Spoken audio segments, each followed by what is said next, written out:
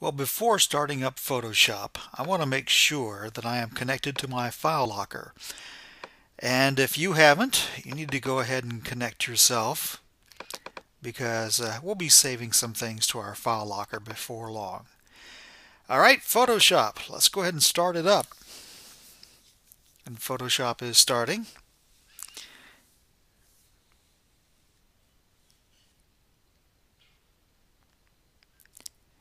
It may take a little bit of time to start up because I haven't started it on this computer in a while.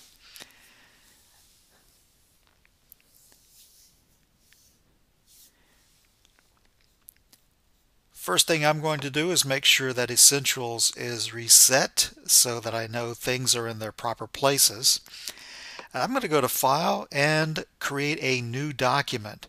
Now, this particular document that I'm going to create, it is going to be 1 pixel by 1 pixel. That's a dot. That's a little teeny tiny thing. In fact, when I say OK, when it actually pops up here, oh, there it is right there. I was having a hard time finding it. It is right there. In fact, if I take this thing up to maybe 400%, it's still just a teeny tiny little dot. I mean, that's it.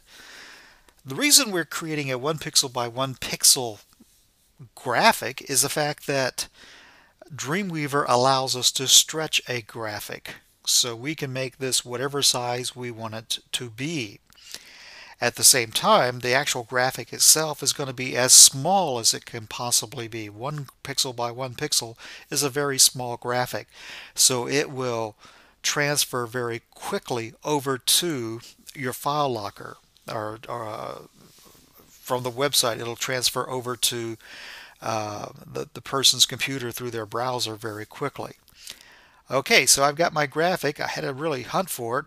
I was having a hard time finding it, but there it is.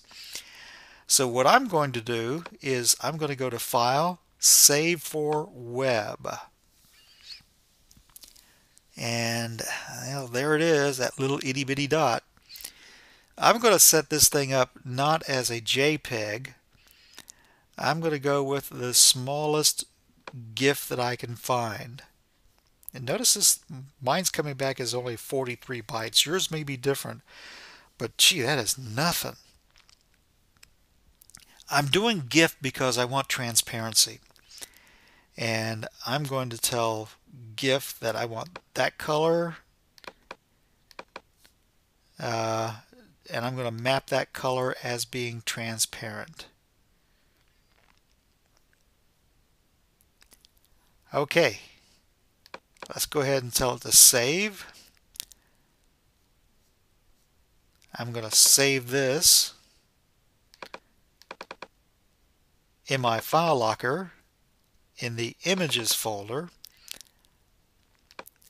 And I'm just going to call this the spacer, S-P-A-C-E-R, because I'm going to use that to protect a certain space.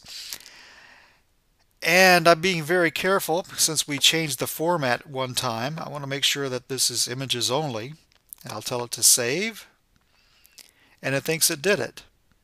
Okay. I am confident that I can quit Photoshop.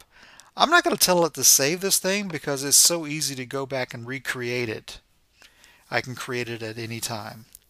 Okay, we're through with Photoshop. Now we're on to the next step in this assignment.